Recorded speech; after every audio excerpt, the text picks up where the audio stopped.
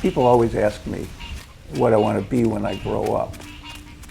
And other than alive, I never knew what to tell them. This good for you? Okay.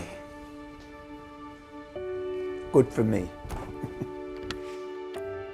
I fell into coaching, so it was a few years ago that I realized this is what I really like to do. I think I was 72. I'm almost 74 now. I've run 26 marathons, so, you know, there's a lot of things I guess you call I've achieved.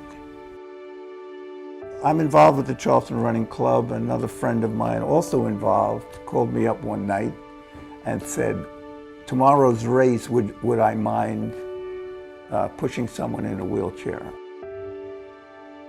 I remember being at the Boston Marathon in very early 1980, might have actually been 1980, and watching father and son, father pushing the son in a wheelchair, finishing the Boston Marathon.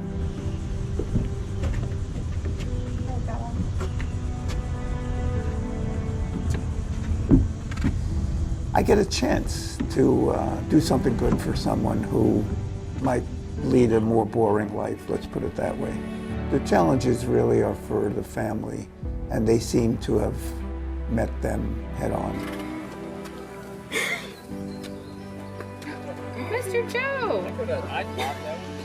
You ready?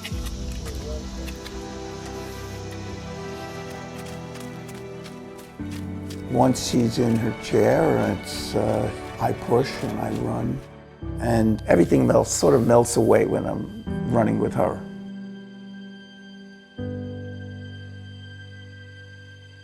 I think life is about joy, and if you slow down enough and you experience that kind of bonding, you will feel that joy. And I always joke with her, someday, Brooke, you're going to push me. I see you laughing. I see you laughing.